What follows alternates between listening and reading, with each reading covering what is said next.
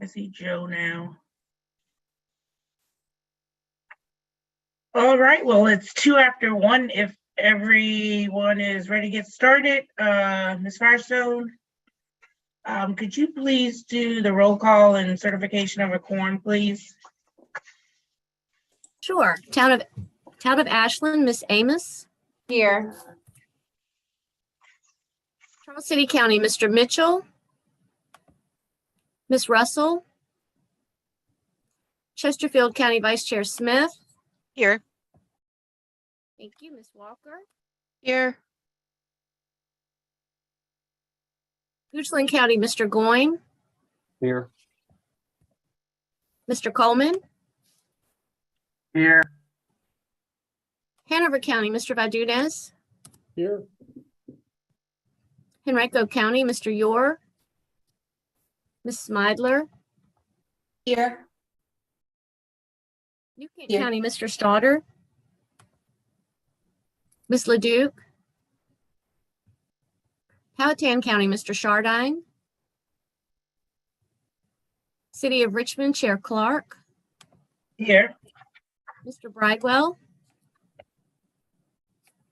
DRPT, Ms. Dubinsky. Mr. Wagner. Here. VDOT, Mr. Mann. Here. Mr. Riblett. Miss McAdory. Here. Virginia Port Authority, Miss Nelson. Here. DRTC, Miss Torres.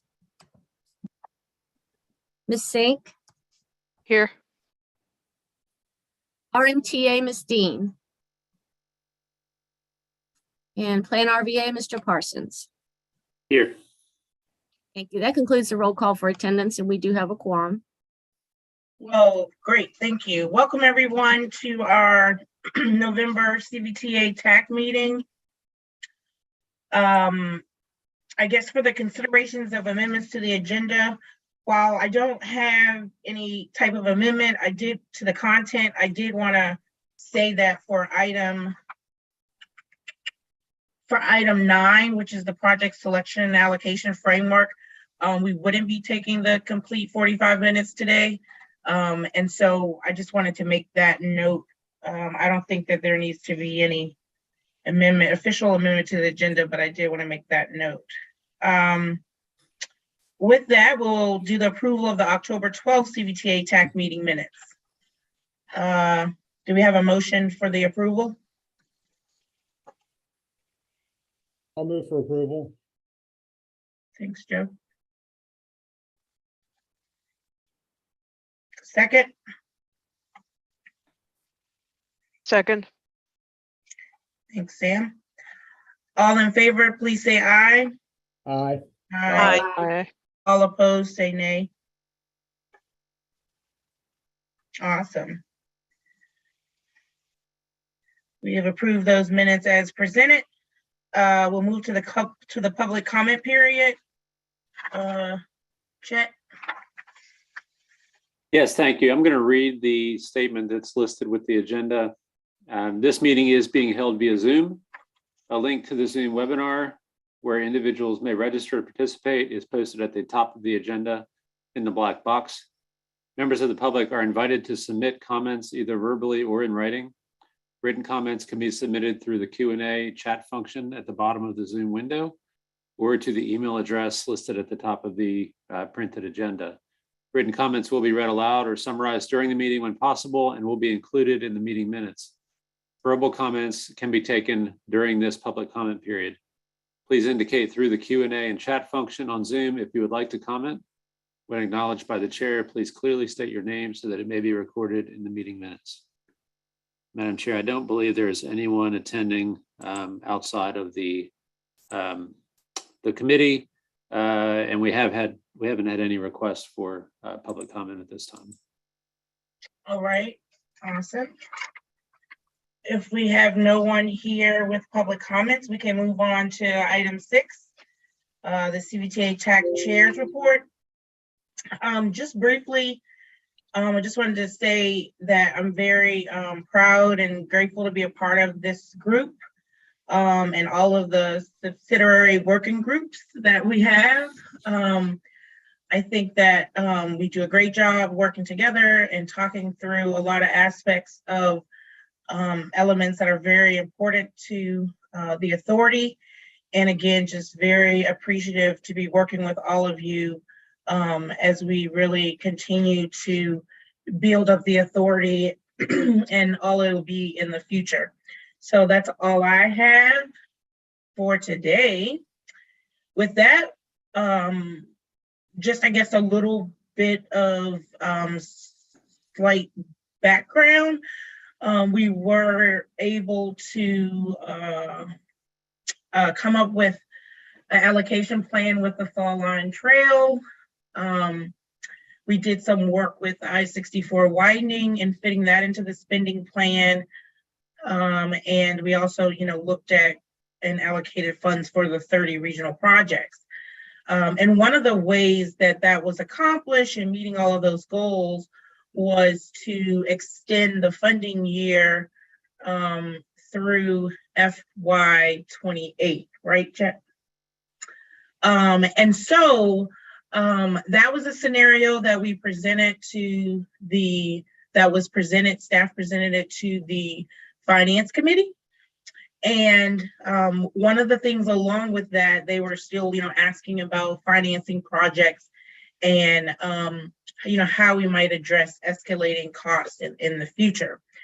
So with that, we have today the authority's financial advisors, PFM, here that will provide, I'm assuming, probably the presentation that they did for the Finance Committee, which was very well put together and very well understandable. And I hope that each of you can get the benefit from hearing from PFM and beginning to look at, what some of our next steps will be for the authority. And then I will just follow up with what I think I've heard from some of the authority members on where and how and what we could be doing leading up to any of that type of financing scenarios in the future. So with that, I will, I guess, Kevin and Christy, if you want to introduce yourselves and then go ahead and get started. Sure, I would be happy to. First of all, can you hear me okay? I am joined by my phone. Perfect. Well, I just, I wanted to, summarize the slides that I had worked and gone through with the Finance Committee. I'm not sure, Chet, if you have the presentation that can be shared, but I can do either way. I can walk through the slides, even if it's not readily available here to be shared. Christy? Sure, yep. You're actually still a little low to me. Is she a little lower than anyone else? It may be mine. I'm checking me, but I'm up all the way to the top. I brought up the phone a little bit closer. Is that any better? It's about the same on my end. Again, if everyone else, I have had the pleasure of hearing this. So if everyone else can hear her fine, then yes, fine. Then you can go ahead. Yes, Christy. Okay, great. Well, first, the first thing that I had walked, oh, there it is, terrific. Thank you, Janice. Thank you. I think on slide 3 is where I'll start because this, I don't think the background is really necessary for this group given all the work that's gone in so far. So what we did really primarily with the Finance Committee was sort of took a big picture overview of first, what are all the sources that are available. And then we looked at, the project uses that are contemplated thus far and kind of ran some analysis that incorporated that in the mix to give the members a sense of what we're looking at. So on slide 3, we summarize in this table the revenues that CVTA has either received or is projected to receive through fiscal year 21 to 2026. And as you can see, those revenues total more than $1 billion between the sales and the fuels tax revenues. But we are focusing on the green highlighted row for purposes of this discussion, which is the 35% that is allocated to regional uses, and that totals $398 million, as you can see on that table. So then on slide 4, we look at side by side the sources we have as well as the uses, and the sources that was on the table just prior to the slide. Chet, if you could move to slide 4.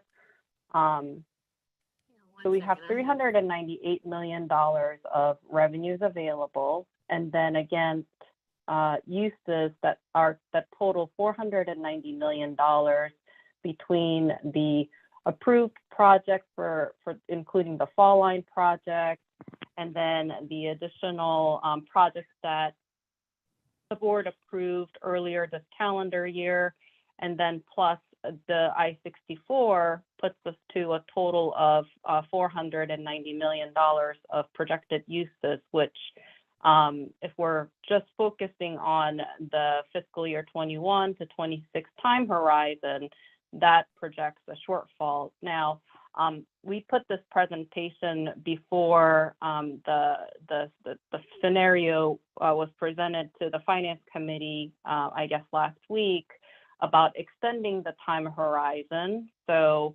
we were in this particular table just focusing on 21 to 26 and using the revenues from that time horizon only.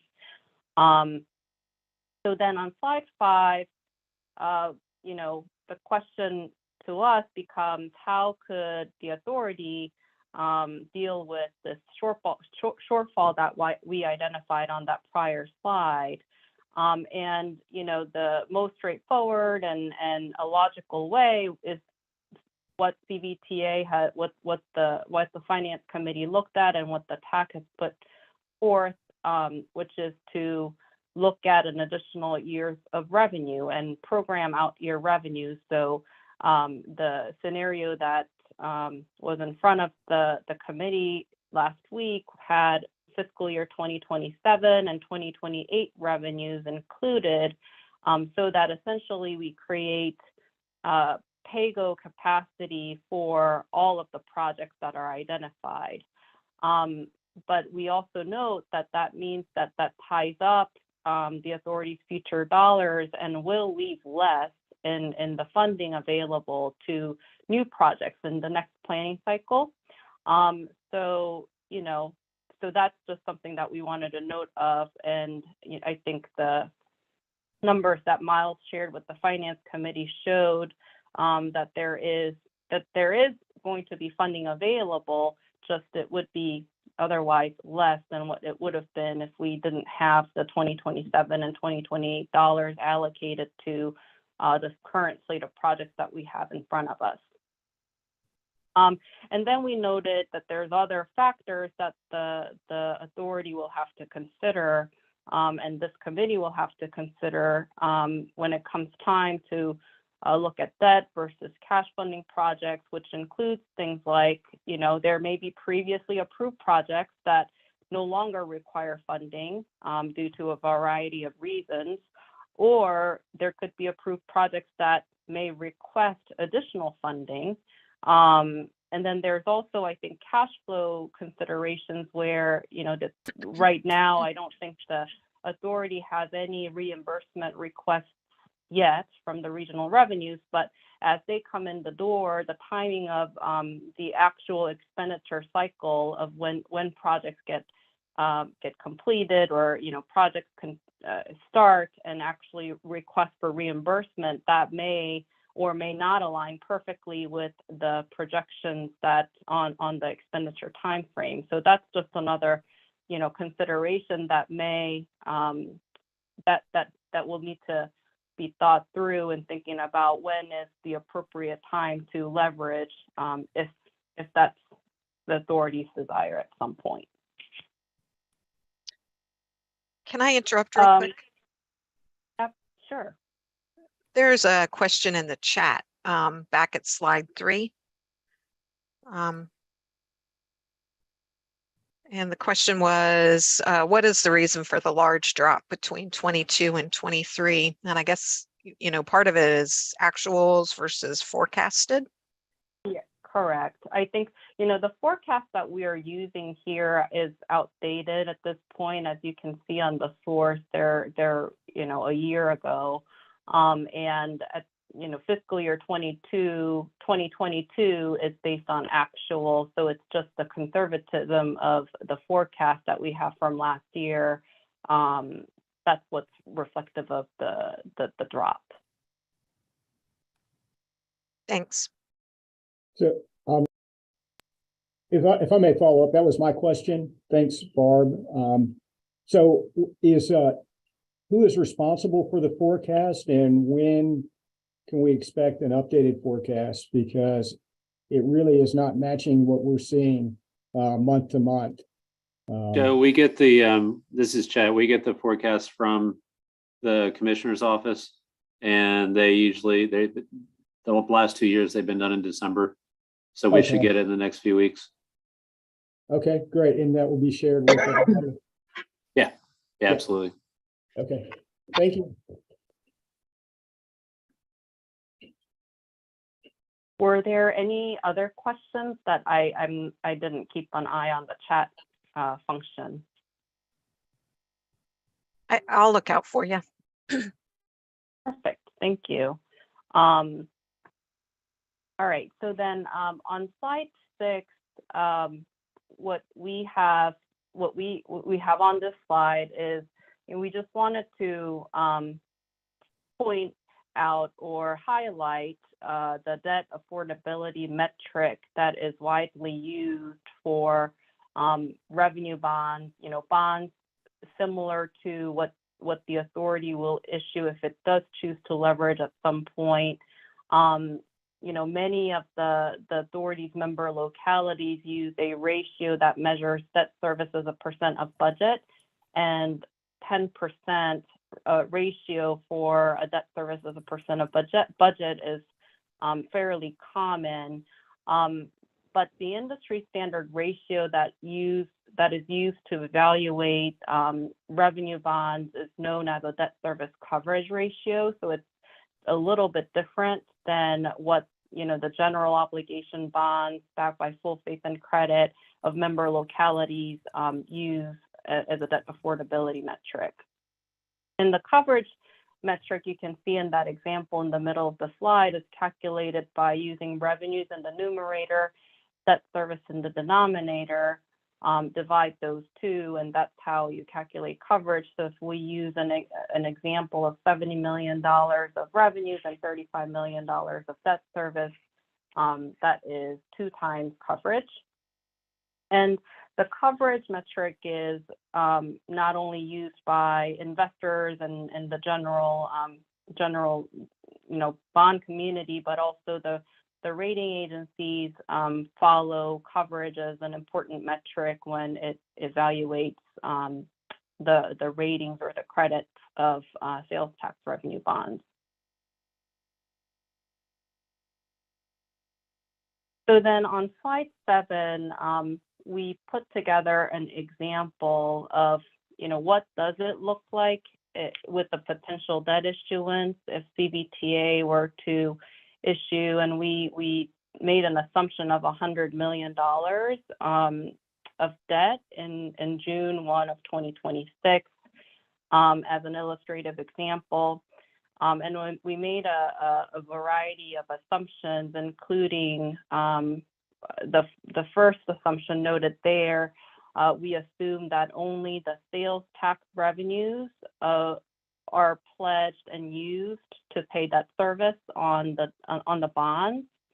And that was really for 2 reasons. One, it is a more conservative approach. If we use the sales tax revenues for debt service, basically leaves the fuels tax revenues to be available for cash funding of projects or funding of any additional reserves the authority may desire. But also secondly, the nature of the fuels tax revenues have gained, I think, more question in the community than it has in the past with, the future of what the fuels tax revenues would be. With all the electric cars on the road, there just seem to be more questions raised regarding fuels tax and its viability as a good revenue pledge. So we just went ahead and assumed the sales tax revenues would be the sole source of paying debt service on any potential debt issuance as an assumption for now. We also assumed a 20-year amortization structure and a level debt service. We also fund a fully funded, bond-funded debt service reserve fund for the bonds, and then used some historical average of rates as a planning rate. And all of this results in, for $100 million of debt issuance, equates to an annual debt service of about 8.2 million, beginning in fiscal year 2027 to 2046. Then on slide 8, we illustrated what that means in terms of the annual, cash flows or net cash flows for the authority. And if we assume $100 million issuance, like in the previous slide, I mentioned that's about $8 million of debt service obligation. So that still leaves the authority about $63 to $72 million each year over time, beginning in fiscal year 2027. That remains for cash funding projects or funding of reserves. And then on slide 9, we calculated what the resulting coverage is, and the resulting coverage using, again, the sales tax revenues in the numerator is about 6 to 6.5 times coverage, which is exceptionally strong.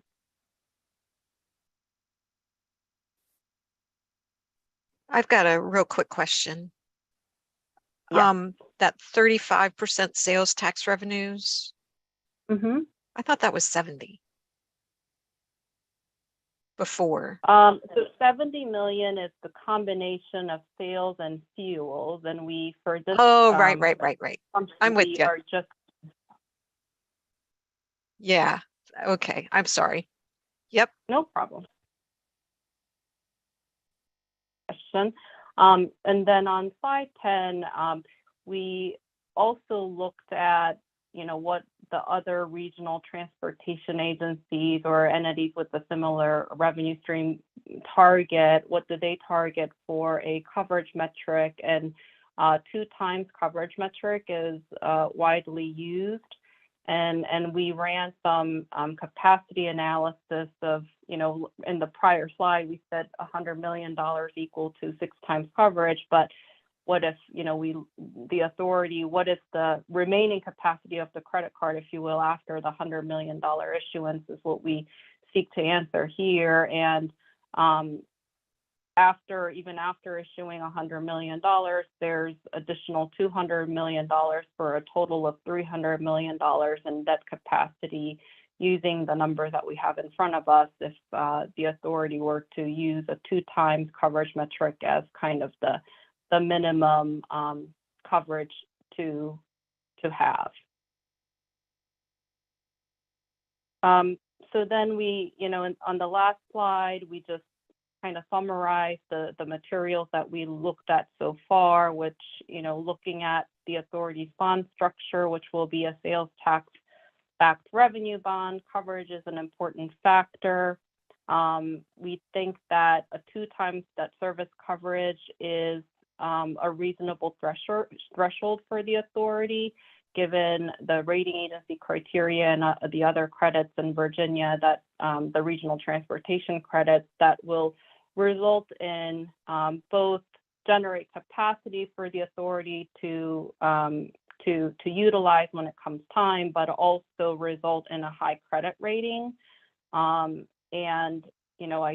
that I think it'll accomplish, I think, the the board's objective of wanting to have a strong credit rating, but also create create some capacity to issue debt when necessary. And we note that, debt can certainly be a financing tool in the authority's toolbox for sure, but the amount of debt and the timing of when to issue debt will obviously be dictated based on project needs during the authority's planning processes. So that was the short material that we had pulled together and shared with the Finance Committee. I would be happy to address any questions, any additional questions from everyone.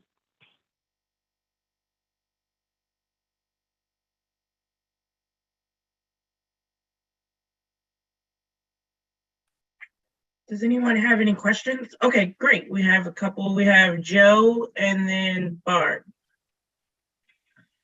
Barb, you go. I had the first one. I just wanted to thank Christy for this presentation. It's the first time I've ever really understood the whole bond thing. You really broke it down in a way that a beginner layperson can understand. So I just wanted to thank you for that. I'm glad it was helpful. Thank you. So, Joe and then Chet. So I think this would be an interesting analysis. I don't know, there's probably a term for it, but really what the net cost of saying bonding $100 million, when you weigh the time savings of constructing a project today versus at some point in the future and the inflationary cost impacts versus, I know it's not interest, but whatever you pay additional for that issuance of the bond, maybe it is interest, and how that nets out. What is the actual cost? Yes. Does that make sense first? Yeah, no, certainly. I think that is a really important question. I think the thing that we always weigh, I guess, and as part of the consideration to issue debt versus use cash is, once you issue debt, and especially tax exempt debt, which is what we would be seeking to issue, there are a whole host of rules which, many of you may already be familiar with, that we need to comply in terms of the IRS regulations and such in terms of spending the money. So there are certain rules and exceptions to the rule on, the time period that we have to spend bond proceeds and not have IRS raise their hand and come audit us. So that certainly, I think, making sure we have a plan and a good handle on the cash flow, I think is one of the things, we need to consider in thinking about issuing debt versus funding with cash. So in other words, we don't want to issue too soon. So I think there is a balance to strike there in terms of, when is the right time to leverage. But, certainly the biggest benefit that we have by issuing debt is that, we can accelerate the process and not have to wait until we collect more money to have everything we have in cash to construct a project. So I think that that's a really valid point, and it's a fine balance. Yeah, Joe, I think you put your hand right on the question that the authorities ultimately going to have to answer. Is the interest cost worth it to accelerate the projects? Because you're comparing the interest cost versus the inflation of the projects is one thing, but then the return on the projects and the immediate benefit of having the project sooner. So that's kind of the issue, because I think initial pay-go shows y'all allocating very little money through 28, and we just wanted to make the authority aware of, if they did want to issue debt, it does give you that option of doing exactly what you're saying. Thank you both. Yep. Chet?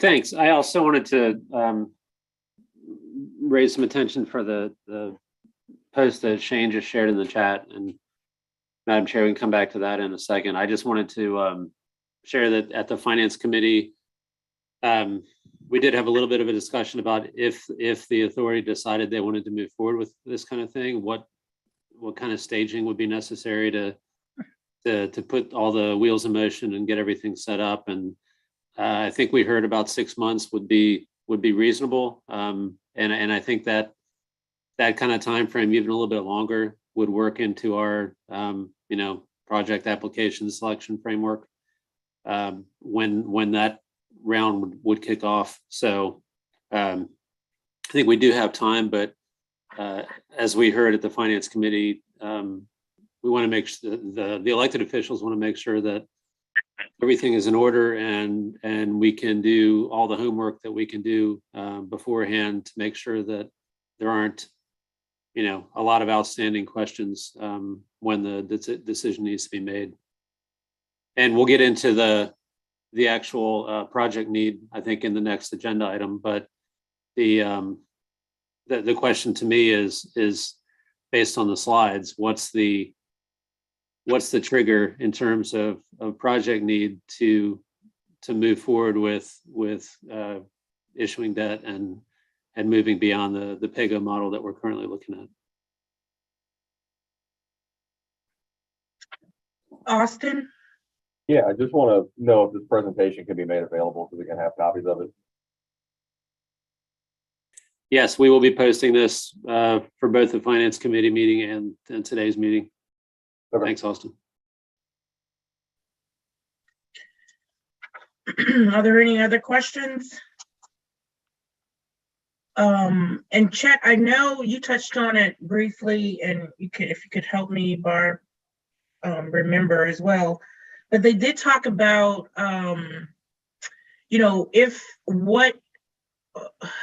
what information we would need to gather and put together in order to help the Finance Committee and the authority make a decision on the needs, on the bonding needs, and that would be through looking at what projects, we wanted to get funded.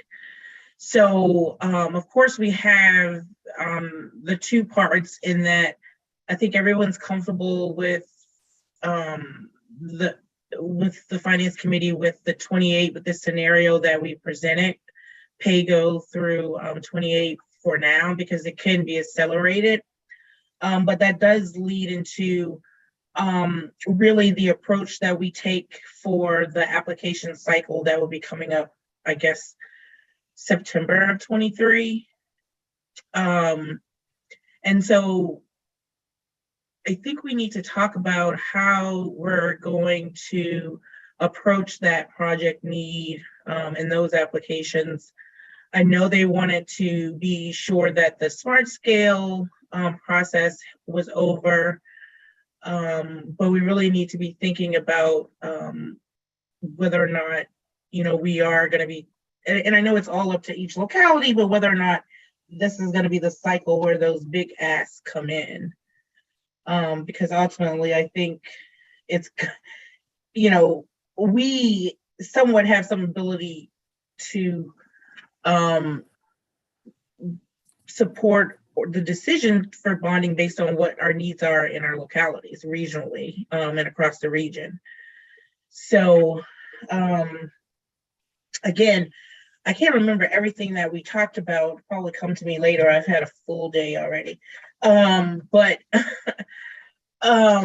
So sorry if I'm being fragmented, but I'm trying to remember exactly. But I do know we do have a role in the projects that we select, and we really they really want to have some kind of decision-making, some support to decision-making when it comes to the upcoming application cycle. So that's why we definitely wanted to get the financial advisors in front of everyone and get them to, understand where the authority is looking and what we're doing exactly right now with our project allocation and how that looks for fiscal years and what fiscal year is out. Because ultimately, we're talking about for the September 23rd application cycle, and I keep saying September, I don't know if it's December, pardon me, but I think it closes in December. But for that cycle right now, as we're going to be starting with fiscal year 29. And so the question becomes, do we have projects that are in that horizon, or do we have needs prior to that? And that's, directly, again, impacting the authorities, decision-making process on what are our needs. So if we want to all be thinking about that, that probably would be helpful as we continue to, again, give our localities information to this process. Does anyone else have any questions for PFM? We don't want to take up too much of their time. Time is money. So I see no more hands. If you all want to stay on, that's up to you. But if there are no further questions, we're going to move to item 8, which is the table at the CVTA regional allocations, which is in your agenda packet.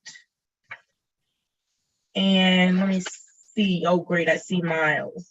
I see my name, but I'm going to defer for introductory and explanation of this spreadsheet to Miles, if you will. And then we'll pick up conversations for anyone that has a question. This item did go before the Finance Committee and was recommended for approval by the authority. They did agree that the technical committee should give some form of at least review of it. I'm not sure if we got to the formal concurrence, but Chet, sorry. Yeah, just some clarity. I think that the Finance Committee recommended the scenario move for the authority to take action on, but at this point, not recommended for approval. I'm sorry, just recommended to move up to the authority. Yes, and I think that the TAC has a couple options. It could take its own action if everyone wants to do that. It could concur with the finance recommendation, or it could do something different. I think that while Miles is leading the discussion, I'll go back and make sure I have the exact language for the finance action so that we have that when we're ready to discuss. Awesome. Thank you. And can I share a screen, Janice or Chet? Yes, you should be able to. Hold on just a second. I was having some trouble. There we go. Okay, great. So hopefully everyone can see the spreadsheet on the screen. Yeah. So just as a little bit of background on this item, the request that we received from VDOT that triggered all of this is to accelerate the I-64 commitment. So the authority previously committed to $100 million in a future year, which we'd penciled in the full amounts all the way through 26, which would put it at 27 at the earliest. Based on the schedule and request that we received from VDOT, the funding was needed by 26 at the latest. So the task was essentially to develop a full allocations program, which could advance that CVTA funding for I-64. So the approach that staff took with consultation with the chair and vice chair of the TAC was to essentially prioritize the fall line and I-64 funding up front, and essentially try and match the schedules for everything else. The one exception on the schedules was anything that had a smart scale application that was pending. We tried to advance those so that PE funding would start in at least FY24. So the projects could start before the earliest smart scale funding and potentially reduce the inflationary impacts on scoring. So that's kind of the background and the context of what we were doing with this spreadsheet. And it's very similar to the RSTP CMAC spreadsheets that you've all seen over the years. So essentially what we have is a total CVTA commitment column. Miles, which can you sums zoom up- out a little bit? Thanks. So there's a total CVTA commitment column that is basically our FY21 to FY28 allocations. And this is matched up with previous CVTA commitments, or there's also new fall line projects penciled in, which are recommended by the fall line working group. So this is something that the TAC hasn't taken action on yet, but that's part of this process. So those are all from the existing $104 million commitment. This is actually putting those to specific segments. So those are all penciled in. And then everything is lined up as well with the regional reserve targets. So in FY27 and 28, we kept larger regional reserves following our regional reserve policy that's in the project selection framework. And so the intent here was to ensure we had reserves in the future years while still meeting all of those project needs. As you go through it, the schedules were largely taken in order of how accurate or complete they were. So what we did was we started with anything that was in the 6-year program. We used that first with the assumption that that would be the most accurate, since there were some project agreements or at least allocations that were state allocations as well. The next was anything that had an active smart scale application, since a newer application would likely be more accurate than an older application. And then finally, if we didn't have anything newer, we went with the original CVTA application, since that was the best information that we had. Really, that's kind of the in a nutshell, how the process went. As you can see, beyond the sort of target reserves, we have about $13.5 million in additional surplus, which is sort of funding beyond what was needed for the projects and also beyond our reserve target policies. So in total, this would keep about $67 million in reserve. The other component of the agenda item is our projection for future PAYGO. So this was just looking at the next 6-year cycle for the next round of applications. This would leave about $106 million expected, and that's based on those current projections that we have for the next round. And then there's an additional $8.5 million in sort of previous money, which was a surplus from last year. So in total, about $114 million that would be expected to be available for the next 2-year application cycle, which, for some context, that's about 40 to 50% higher than the Smart Scale District Grant Program historically. So it's a pretty significant amount of funding, but obviously it's less than what would be available if we didn't award anything from 28 and 27. So that's an overview of what we'd shared with the Finance Committee. I will note that we have received at least one comment about a project potentially not matching the most recent schedule. So that is something that we might need to update based on input from the TAC. So that's something worth considering as part of this discussion. If the TAC does not want to concur completely with the Finance Committee, there may need to be some tweaks or adjustments, and the Finance Committee is aware of that. That was something that was raised at the meeting that the TAC members would need to review, and potentially we might have some small minor changes to the projects, but keeping the same totals in place. So with that, I'm happy to answer any other questions. Barb?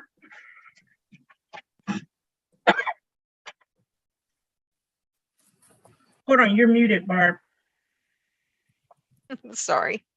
Do we want to set a deadline for people to review this and get comments to you?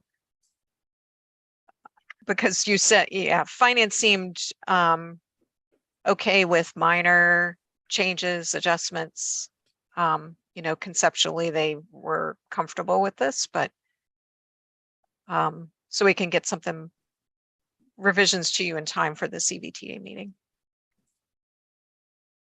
Yes, and Yeah, I'll and- defer to Chet on the calendar and when we would need those I was by. just about to ask that too, Miles. Did we hear anything on an updated December meeting? I know probably not. We are looking hard at the following Friday, so the 9th, as a possible date. We haven't nailed anything down yet. Okay. Could we just say 2 weeks from now? Get comments back.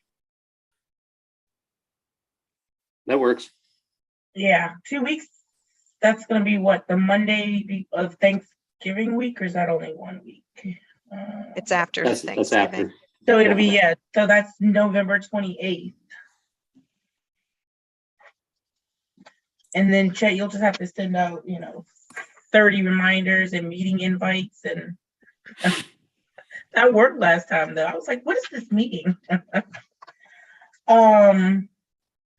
So what we're talking about exactly, and then I'll get you Todd and Joe, we're talking about the schedules that Miles spread these project dollars out were based on schedules from VDOT and more recent estimates or timing. And if you agree or don't agree with that, please, this is what we're asking for by the 28th. And essentially we can't change dollar amounts. It's changing. I think the dollar amounts can be changed in the first 2 columns, but those don't impact the overall dollars. Or the first. And it may have the wrong UPC number, so you want to check for all of that accuracy when it comes to any of your projects. And I know I'll move it over to Todd, but I think we did receive your comments already, Todd, on it. But Todd and then Joe.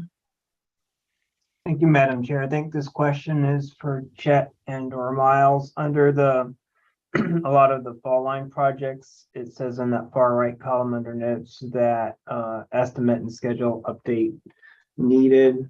Is that to flow through Liz and VDOT, or do you want us to submit that information directly to you? Well, for Miles, yours, he's at the far right column. Oh, maybe Under maybe notes. picture. so this is a sort of a follow-up from the fall line working group. When the decision was made to approve this list of projects, it was understood that the estimates that were in the spreadsheet that VDOT had provided were not necessarily up to date, particularly for the locality administered projects. So if you have a more up-to-date estimate or schedule, that's definitely what we would want to place in here. I think in terms of the overall programming, I don't think it has much of an impact because these are all front loaded in essentially previous or current year dollars. So I don't think there's a concern in terms of the programming piece, but getting the best information is something we'd like at some point. So I think, Todd, to your question, if you can probably work directly with Liz and copy us on it so we can make sure that this is updated as well. Okay, yeah, we did submit an updated total cost estimate schedule, Liz, and copied.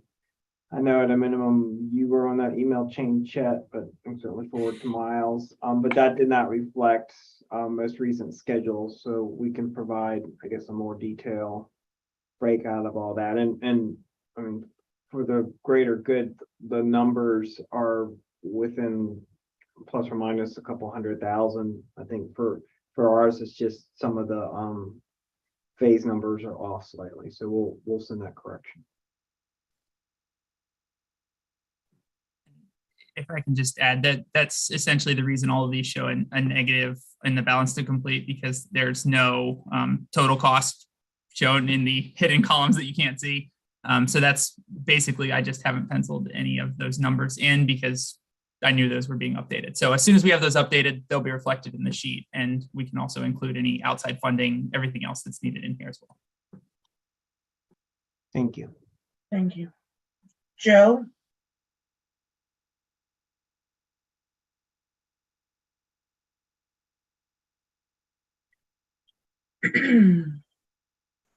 Okay, Joe, you didn't have a question? I think he was muted. I was muted. I'm sorry. Thank you, Madam Chair. Miles, could you refer to the 30154 roundabout project? I'll just use that as an example in Hanover. Yeah, 5th or 6th from the bottom. Yes, that one right there. So it has 700,000 in FY23. Are those dollars approved? In other words, can we begin work on this particular project? Or what do we need to do to begin work? I know that's a little bit different than the discussion we're having right now, but I am curious about that. I We think need it's an those SPA agreements. That's right. Okay. We've got a number of projects that could be started, but we don't have a agreement to allow a locality to spend the money and get reimbursed by the CVTA. So yes, yes, thank you. And so where does that stand? Is it in somebody else? Is there anything that I need to be doing, or is that in the hands of others to get those agreements in place? I think it's with the CVTA attorney. So, Madam Chair, I can address that. okay, thanks, Chet. Yes, I've asked our attorney for updates on that, and he is working on the locality agreements. So that's where it is right now. But if you want to send me an email and copy him on it, just ask him what's the status. That might move things along too. Well, selfishly, I think it's actually it's a little bit helpful right now in terms of staffing, but I just wanted to be able to truthfully address the question that, you know, we're poised to begin pending this agreement, which is in the hands of the attorneys. And so, again, selfishly, it's out of my hands at this point. Once we have the agreement, then it's all on me to deliver. So right now it's in somebody else's hands. yeah, Like, that's all I want to know. So that's what I really wanted to do. That's what I was really getting at here. but time is money and Yeah, inflation. and I think and I think that, you know, I don't know, Chet, if it's like worth either having you know, having Eric come to our next TAC meeting, because I feel like we've been talking about the SPA agreement a year now. So I know we were on the back burner to VDOT with the design build, but I thought we were like, that was a close template to us. So I really think that with us having these, you know, allocation plan, it's important that we can actually spend money and not just put on paper that we're going to spend money. Yeah, Madam Chair, I'm happy to follow up with him again after the meeting today and make sure that is en route to local review. Awesome.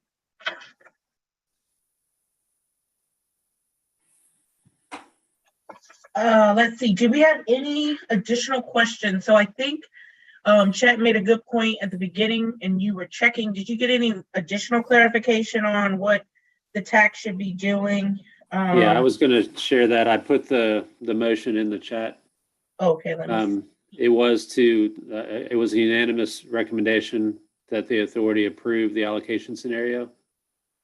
But as part of that recommendation, it was noted that there may be changes to the meat of the scheduling, but the finance committee was overall recommending to move forward with the total amounts as shown in the funding scenario on the screen.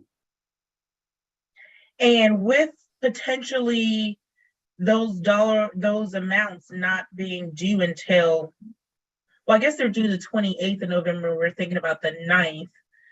So we should, how should we best say that, you know, with the motion, or that we'll have those small edits done by the 28th of November for that, I guess, concurrence of the Finance Committee's approval of that allocation scenario? Or do we not need that in the motion and we can just move to concur with the Finance Committee on the approval of the allocation scenario to advance regional projects?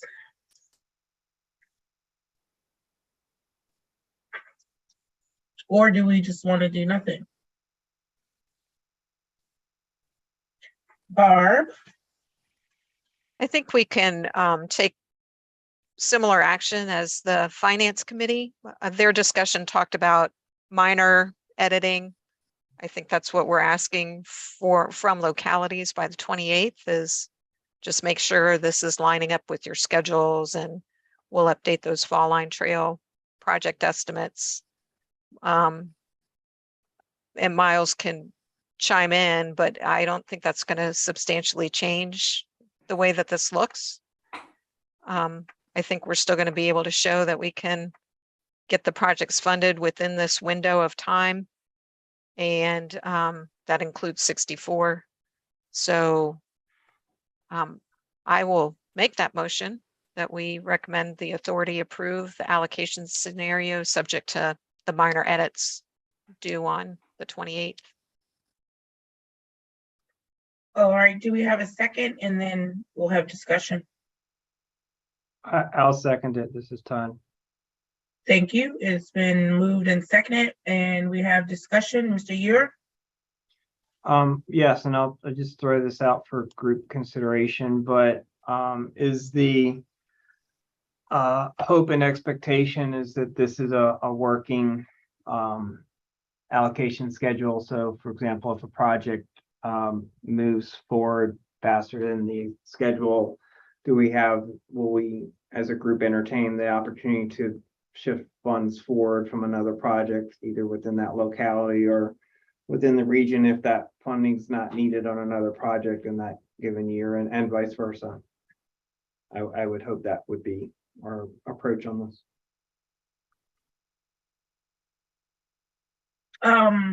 Miles, is that currently what we do? Isn't that what we do now with our other regional funding pots? Yes, so on the TPO side, we definitely rework it on an annual basis and entertain transfers in between as needed. So it's something we could definitely do. I think the one consideration for the TAC is that we would need some process defined for requesting transfers or speeding up schedules in between, especially if we're doing only every 2 years for applications. So that's something that would have to be worked out, but we could definitely handle that process. Is that an assignment for Chessa to put into the framework document? I think Miles could draft something and then she could cut and paste it in. There you go, teamwork. So that sounds like definitely something that we can work on as well at the TAC level in order to make sure that those transfers can occur. Chet? Yes, thank you. I just want to, in terms of the process of moving this to the authority, if people are able to commit the time to get something back to us before Thanksgiving, that'll be greatly appreciated, because the longer we have to distribute this for authority review ahead of time, the better. We did get comments from the Finance Committee that they would appreciate more time if possible. So I just wanted to pass that along. So you said before Thanksgiving?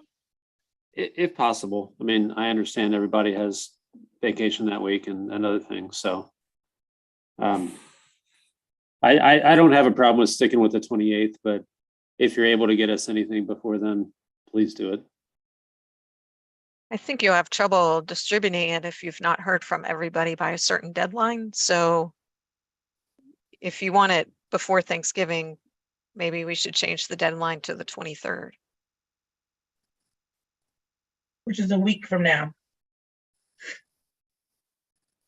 I And would then we happily take can- that if we everybody can- can do it. Yeah, so let's move that due date to the 23rd with the ability to get in touch with everyone just for any final request after that day. Give them another couple of days, maybe they're working during the holiday. All right, well, we have a motion on the floor. Ms. Firestone, is there any further questions, discussion? With none, Ms. Firestone, can you take a roll call, please? Yes, ma'am. Miss Amos, Aye. Vice Chair Smith, Aye. Mr. Goin, Aye. Mr. Badunez, Aye. Mr. Yor, Aye. and Chair Clark. Aye. Thank you. The motion carries. Awesome. All right, so this was the item, the project selection, item 9, and allocation framework.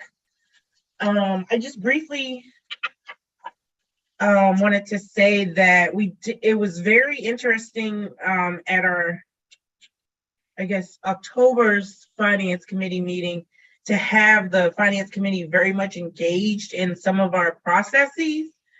With that, there were 3 specific things that I kind of captured. Was the reevaluation of the procedures in which CVTA regional dollars are used for smart scale leverage. That's that conversation where we talked about some form of list, some kind of ranking, percentile of some things that didn't score well. And I'm, using those things loosely as we didn't agree on it. Those are just part of the conversation. So that's one item in which we are going to have to delve in and, come up with some edited procedures for that, for their request or consideration. They also wanted to know how considerations on how cost overruns, project estimates, and project management will be managed. And I think I noted that we talked about creating a comprehensive approach that allows the authority to be better prepared for unknowns, and maybe looking at some of our current processes with other regional funding, CMAC and RSTVG. And then lastly, we needed to reconsider how roadways were qualified and made eligible for regional funding. And I talked about us having submitted projects to test potentially different eligibility scenarios. So I'll start backwards. Chesta, how do we fare on getting projects to you by November the 4th?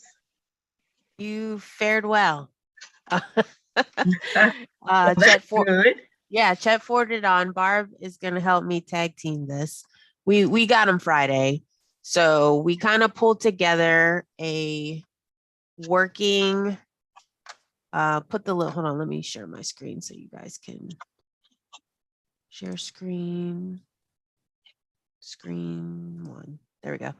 Okay, so yes, we got the list. This is what everyone submitted. Let me We don't- just, We don't see Okay. it yet. oh, you don't? Oh, let me do it again. Share screen 1. What about now? Oh, share. I have to hit share. Sorry.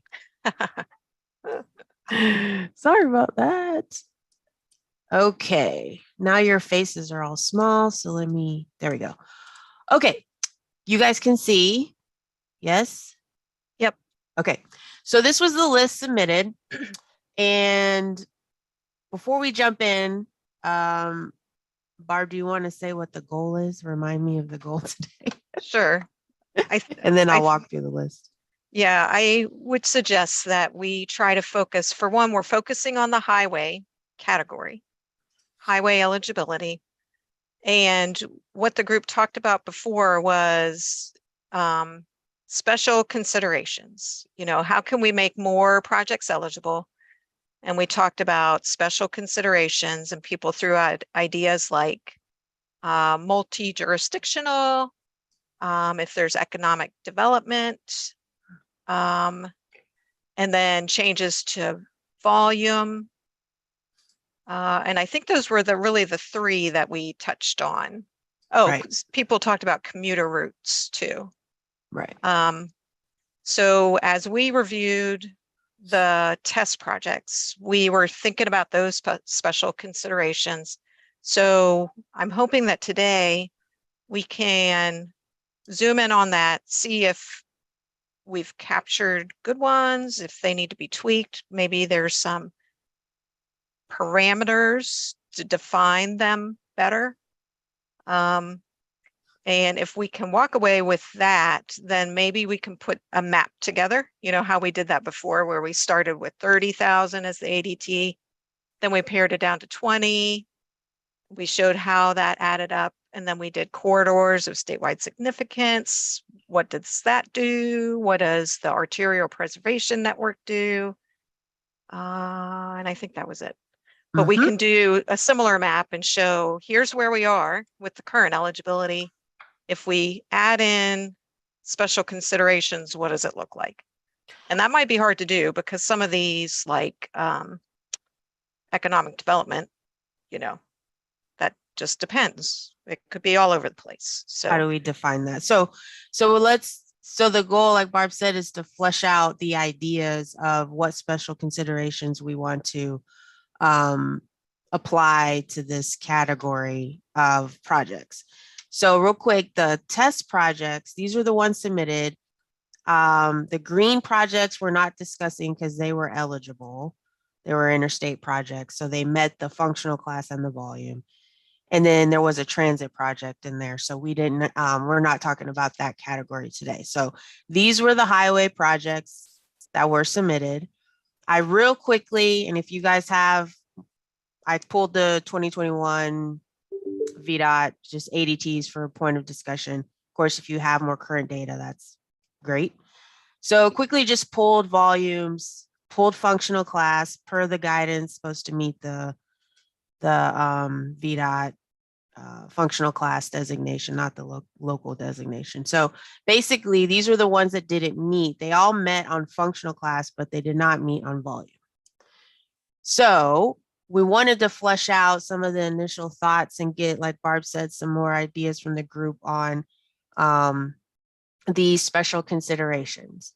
And Barb and I just real quick this morning just went through this list and went across these considerations and put some quick notes in there. And what we could probably do is just work our way, or well, let's get some questions first and then maybe we can go from there. So Diron, I didn't know if you were wanted to. Yeah, okay. We got Joe and then Austin. Okay. Yeah. It's make sure I'm unmuted.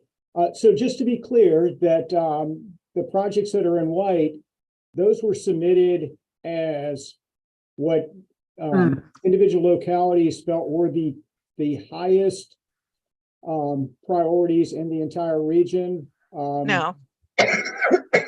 Okay.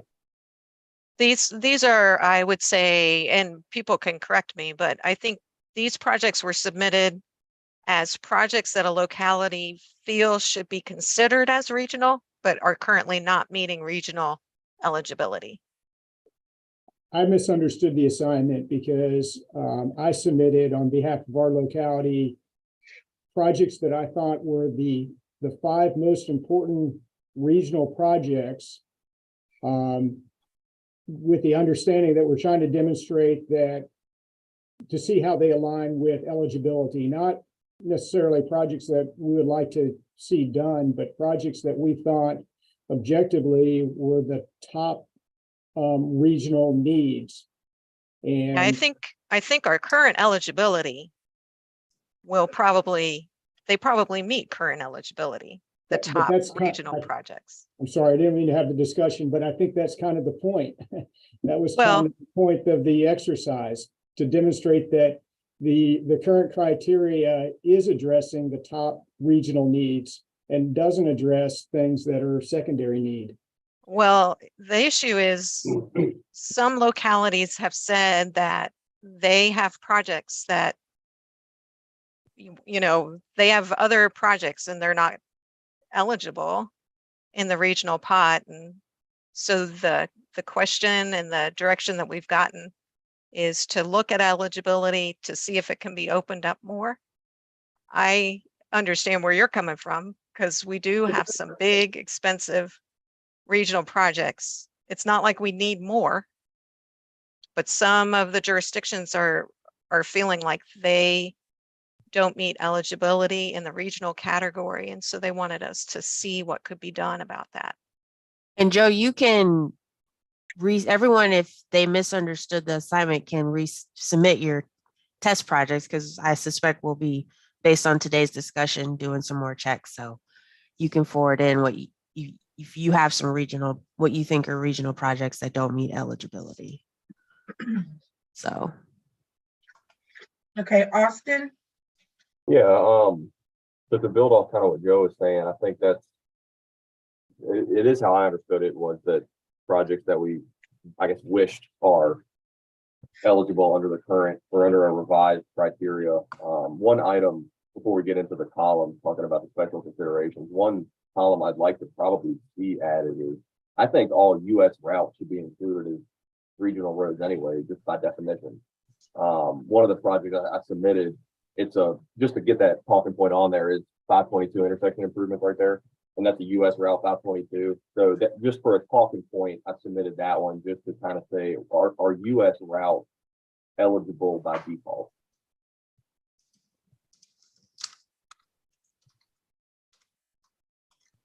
Okay. I've made a note of that. And I know, and I just see a note from Nora that she has to jump off. And I knew that we would be, pressed for time. So we will limit our conversation to just this topic, which is the roadways consideration, so that we can, hopefully give Chessa and Barb some more direction to move on. But I think it's a very important conversation, and that one, we either are going to have working group, or we're going to have to, have additional meetings, or, commit something specific to this item. And we do have time, but it may be something in the new year that we think about, that we'll have to either again increase the number of meetings, increase the time of the meeting, or utilize the working group. So just keep that in mind. Todd has his hand up with question. Thank you, Madam Chair. I think we mostly just covered that in the previous conversation, but in response to Joe's question or clarification, we only submitted what we knew was not currently eligible. It wasn't our full list of regional needs or priorities. So that was kind of how we took this assignment. Okay. So yeah, and so Joe, because I know you mentioned in an earlier meeting that as currently defined, you may have limited projects in Hanover that would be eligible in future years. So if you could, think about some of those and what could be important, I guess, in the future, based on, planned growth or whatever the case may be, or just needs today, and get those over. We can see how that fares to really opening, how we can open up the process of potentially a little bit more, or at least present our findings to the finance committee, and for the whole authority. Todd, did you have a follow-up question? No, sorry, I forgot to lower my hand. No problem. So Chessa, I know I saw you added. So, and if you can see that when Austin said something about the US routes, how that's another category that Chessa added. And these are, all considerations that we're thinking as far as what would allow the framework to be expanded.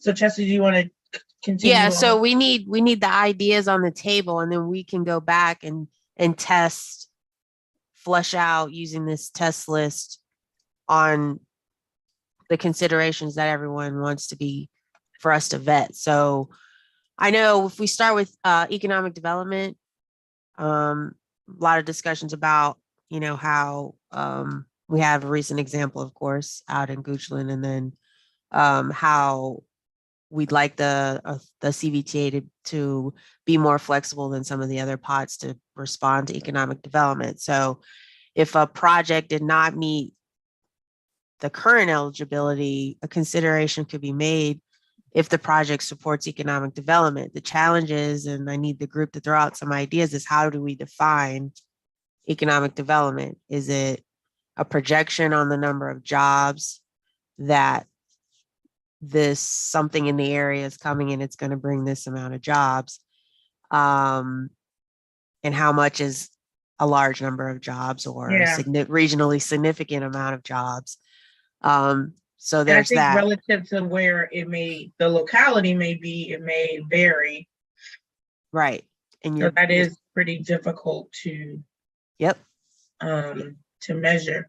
And that might be something we could get Sulab to weigh in on, because I think with the long range plan exercise that the Plan RVA has been going through, there's a job evaluation. Is that right, Chet?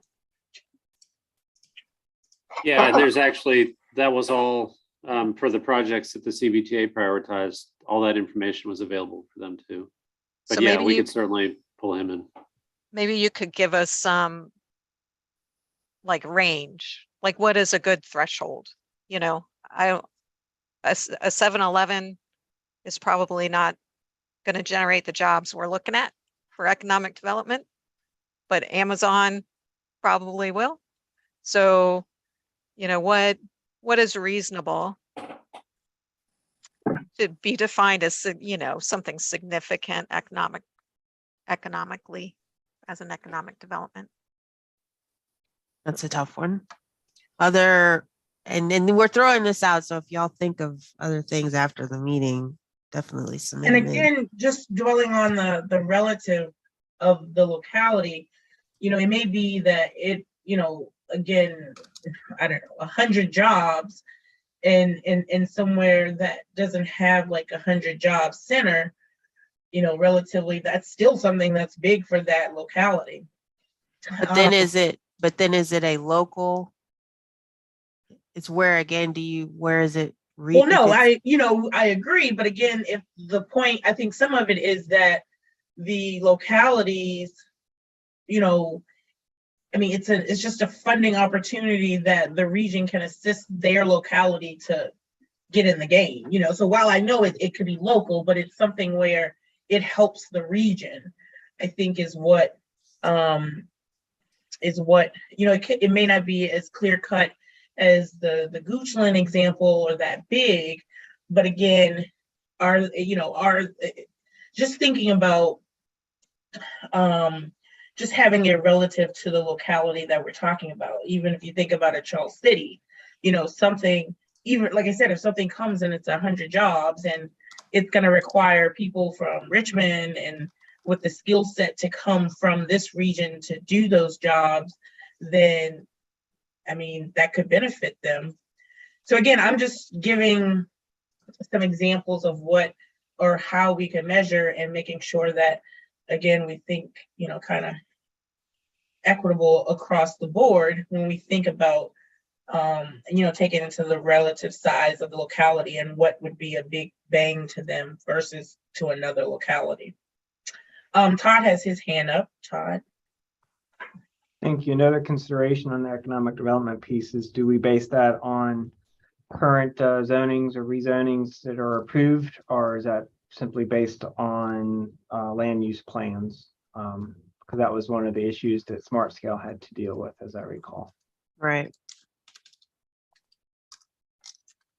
So I think we want to be forward looking and not wait till you have everything down to site plans approved for maximum consideration, but at the same time, we need to be realistic with respect to, you know, what are the real prospects of economic development.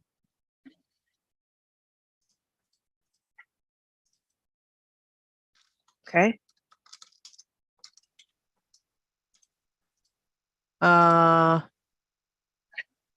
Barb has her hand up before we move on. I guess I would be a little cautious trying to tie jobs relative. I'm not saying that we can't do that. But again, I feel like we should be trying to develop eligibility criteria that's consistent for all the jurisdictions because of the way the code is written. Mm-hmm. But, you know, I see your point about that. Oh, yeah. And I'm just, it may not be, I don't know. I'm just throwing out. Yeah, throw it out because once we come back and look at some of these specifically, like we could go out to this intersection project and go through these as a group, pick a couple and just kind of use them and talk through it. So, okay, well, let's go. Are there any other, Chet, did you have an economic development comment? No, sorry. No, that's okay. Okay.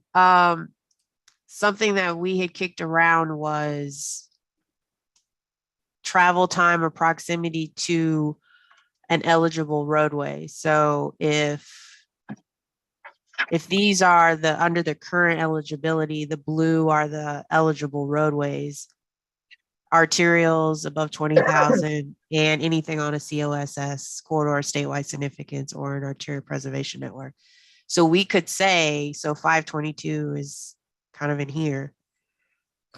Is there something that we could, is there a distance or we could 2 miles, 3 miles, something that's within one of, close enough to one of these roadways that is eligible? Is that a metric that would capture or support a regional benefit? And that, the distance, the travel time distance was totally random. Yeah, we didn't, I have an X in there. I don't know. Yeah. So, we were kind of looking at the projects and making note of eligible roadways that they were close to. So most of them were, adjacent to or close to or within a couple of miles of a major or of an eligible roadway. So that could be and we were thinking that if we come up with a list, then maybe we say if you can write a narrative up and you check 3 out of 5 or 2 out of 4 or something of these special considerations, maybe we do it that way. But that was one idea. Proximity. Go ahead, Barb. Sorry. This particular this consideration, I think, is pretty big. So if we were to show a map with all those blue lines with a 3-mile buffer, let's say we said 3 miles. Yeah. It's going to be a big area. So I think I have, I do. So I found the old map we were vetting. Crud. There we go. So we could do what Barb just said. So these orange roads are all of the arterials, minor arterials are higher in the region. When we added the 20,000 on top of it, these are the roads that are eligible, the gray. Plus the arterial preservation and the CO. So all of these orange roads don't have the volume to it. So if we overlaid some distance off of, like Barb saying, we buffered all of these eligible roads, maybe we would capture, some more of these projects, as a way to open up the eligibility a little more. So again, all these orange roads are arterials, but they aren't arterials with 20,000 a day on them. Is the best way to catch that just having minor arterials being one of the subcategories before you get to special consideration? It's got to be maybe located on a minor arterial if it doesn't hit 20,000. That's already a criteria? Yeah, so that's a criteria is you have to be a minor arterial. You have to be orange Or greater. and you need to, or greater, and you need to have the 20,000 vehicles a day. So all of these fall out because of the volume. This is consideration or criteria. Right, but I guess what I was getting at is if we're gonna, with the special considerations, would we limit those to just being on the minor arterial? Or are we gonna expand that to be collectors and such? No, Oh, I Okay, see what you're okay. saying. Okay. So is it, I guess is the intent, any road that meets 2 out of 5, 3 out of 5 special considerations, or is it minor arterials that meet 3 out of 5 or whatever number we land on? Oof. I thought, and we certainly can talk about this because Sure. it is definitely a brainstorm. What Chess and I were thinking was if the road was, I think we were just saying if the road was within 3 miles Yeah. and eligible, Yeah, but he has a good point. We didn't think should it about be, functional class. We just said Yeah. distance, but should we say if it's a it should minor be. arterial or bigger and I think within, so. let's say 3 miles of an eligible? Yeah, Yeah, I and think that, I think even, I've been a proponent of expanding some of this stuff. I think there needs to be some limits. I mean, I'm not necessarily a proponent of a local road being considered regional because it's getting some small economic development that, while I'm not gonna, talk down about economic development to any county, but there has to be some limits on what kind of road, or economic development is going to be a hard one to hit. And with the travel time, I think what does that number land on as far as what that distance is? And for the next column, the proximity to adjacent jurisdictions, the one that comes to mind that's in Hanover County is Ashland Road and County Track Road that impacts Goochland greatly. But that's, I think I measured it within like a half mile of 3 different counties. And it's on 2 different arterials. So I think that's like a prime example for something that could be considered here.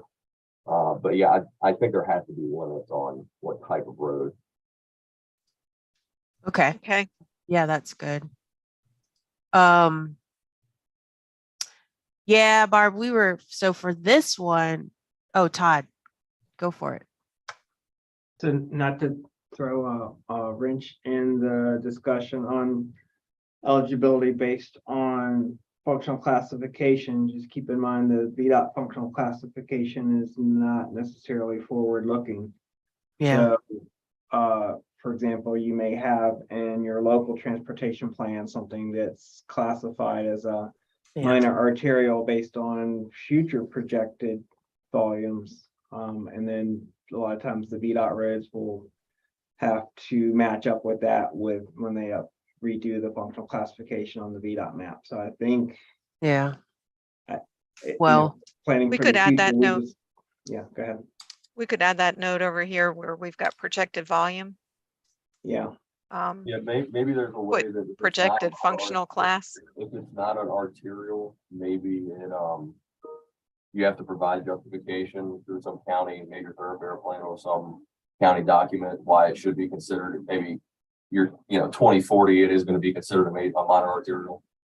Mhm. Yeah, I think as long as we have language to that effect, and then you have to provide that justification, I think that's good. Yeah, that's a good one. Oof. All this is we're gonna do this. It's gonna come back to this group to again use judgment to decide which we did that the first time around. We can do it again. Okay. Barb, did we have any other discussions? I don't know if anyone, like, we were thinking, should everyone agree? Not agree, but if you had. Mhm. Yeah, Yeah, go ahead. I'm sorry. Yeah, we You're good. talked about, let's say Chesterfield has a project and it's adjacent to the city. The city needs to be supportive of the project also. So it's not just being close by. but your neighbor needs to feel there's validity in going after CVTA regional for the project.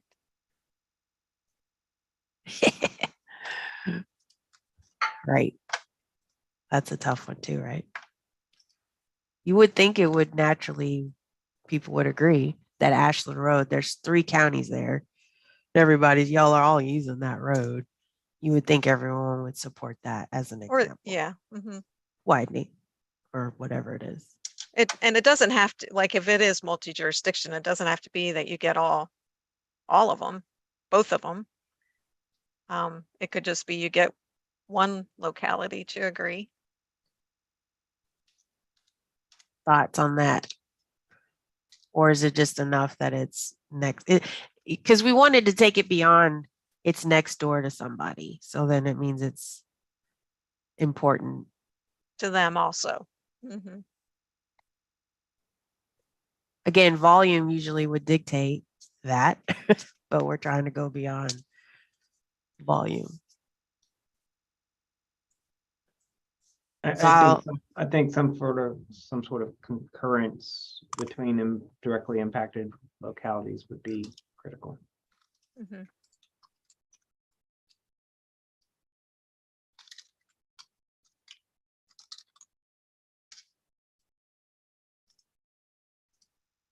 So that was something we threw out. So economic development and proximity to activity center, not quite the same thing, but if your project is near an activity center, not defined by VTrans and all that, but just a node that has destinations, jobs. And it We might be we have- can combine we this have- with economic development. Mhm. We have 20-something activity centers defined in the long range plan that might be useful for this. And those were defined just, they're not, Through our socioeconomic data, it's not connected to V-Trans. there you go. That's what I wanted. Yeah. So maybe we could review the long range plan activity centers. And if you're within some distance of that, of one, I think we have set criteria that give points in the LRTP. So we can get back and look and see what that is. Oh, nice. That'd be nice. great. Yeah. Good. Okay. All right. Okay. Commuter route. This was a hard one.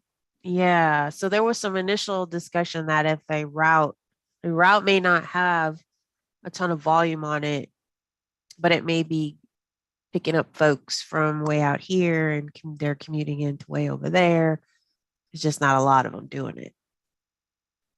So what is the definition of a commuter route? Because we were saying, Chesterfield being, we have all of the county is commuting. Most of the county is commuting out. So all of our roads are collecting people and they're bound for the city of Richmond or Capital One or. This may be tied kind of into the conversation we just had about county's projections for thoroughfare plans and such, that where does the county see growth happening and, where are those changes in classification? Because it's going to be hard to, I could tell you every road in our county as well is a commuter route because there's hardly any jobs in the county.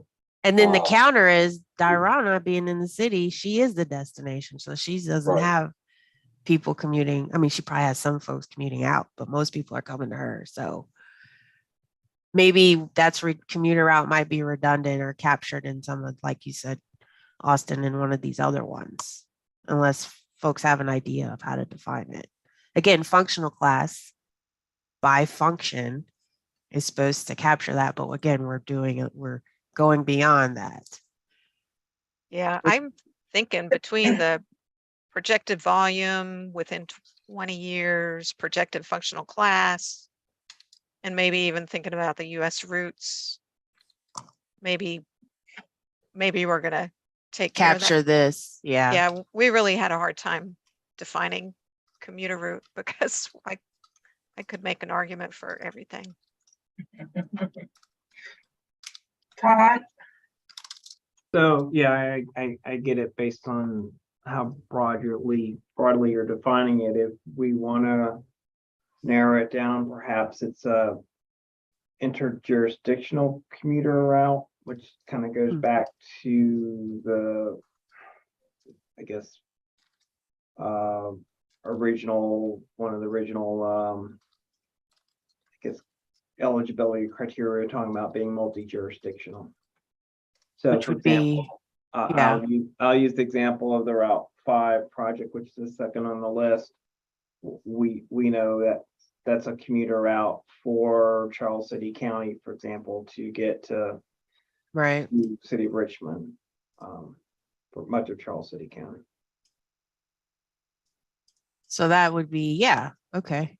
And in response to your example of the city of Richmond and being a destination, just as right goes a work destination, it's really, if you reverse that, the reverse commuter route, so the routes into and out of the city are commuter routes for them as well, just from an employment side. Right. So this is the piece of Route 5 that Todd's talking about.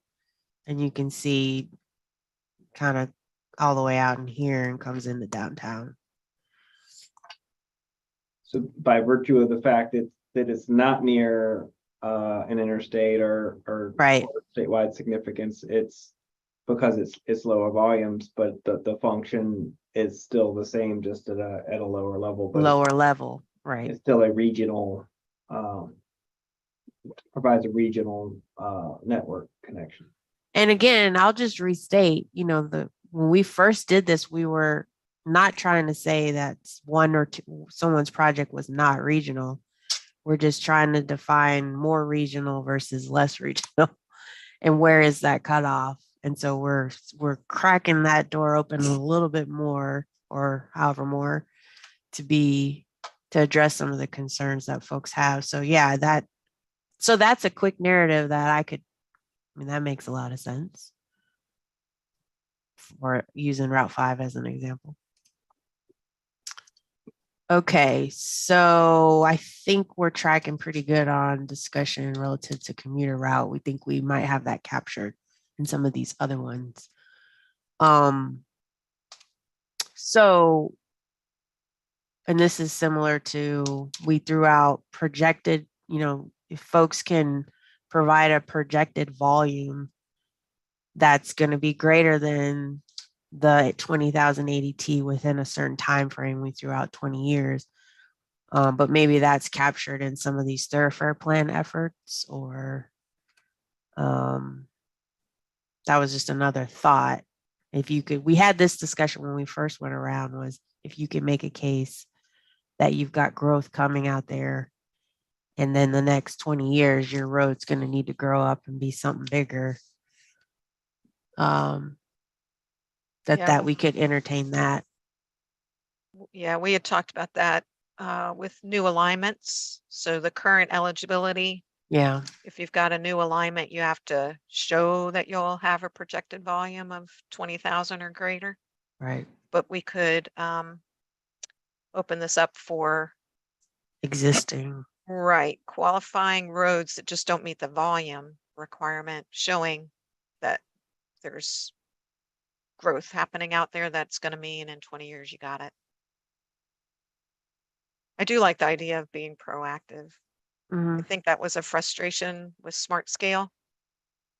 Yeah. Was, being so reactionary and letting traffic get out of hand before you really did something to address it. So.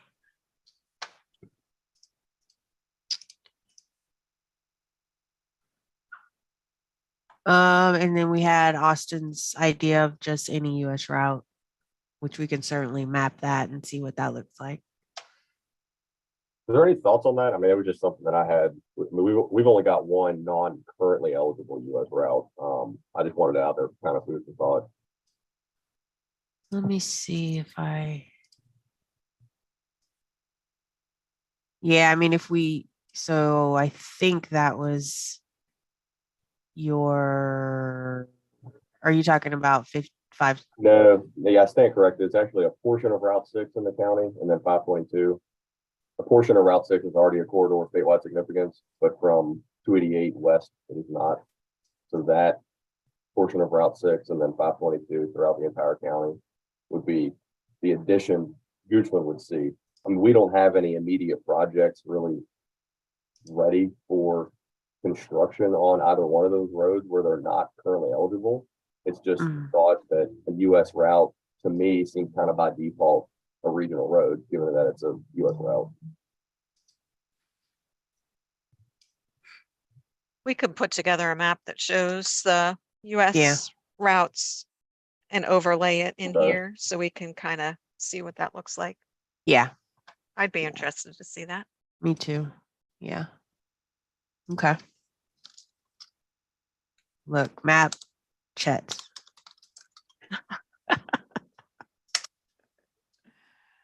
All right. So this was just the initial brainstorming list. If there are anybody that has other ideas of how to open up eligibility, speak now. Folks can, Joe, if you need to get some test projects in, just submit them on over. Yeah, anybody else that, And others. yeah, send them over. I guess let's put the same deadline as we have for reviewing the funding, regional funding scenario, and say if you can get your test projects in by the 23rd. That Might as well sounds not, might as well have a short deadline, because I know how I operate. good. And then maybe Look at- what we can do is we'll have the information pulled together for this initial cut. And then we could go through some examples and see if we can tighten it up or need to make changes or refine further. So, And Chessa, Joe suggested for economic development, considering a TIA Oh, and the yeah. additional trips on the network might be a way to document or back up.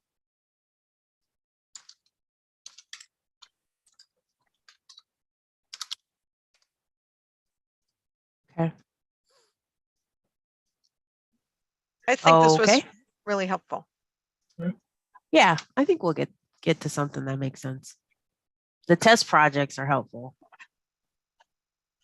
That was a good list. Okay. What else? Awesome. So, thank you, Tessa and Barb, for putting that spreadsheet together. Very helpful and allowed us to facilitate this conversation. So thank you again for always effortlessly assisting the TAC with y'all's expertise. Again, we talked about other things. I think this is one of the bigger ones, so we will keep this on the agenda for our next meeting.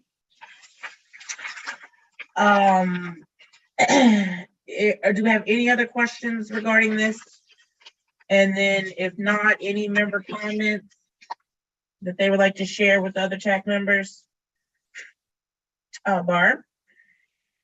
I was wondering how we're doing on getting regional cash flow submitted. We are getting some. We don't have it from everybody yet. So I'm gonna need to, I'm not sure if I'm able to, but we will follow up and touch base with those who haven't submitted yet. That kind of And- plays into the bonding discussion too. Yeah. And also a reminder, I don't know if everyone has done what quarter are we in? That's due. First quarter, second quarter? First quarter. First quarter. I know it's a reminder for myself, so it's a reminder for anyone else that has not gotten that information. So please get him that on your CVTA spending, your expenditures for this quarter, for last quarter, that were due at the end of September. So I hope that everyone gets those in. Anyone else have any questions? Our next meeting set for December 12th. No other questions. This meeting is adjourned. Thank y'all. Bye.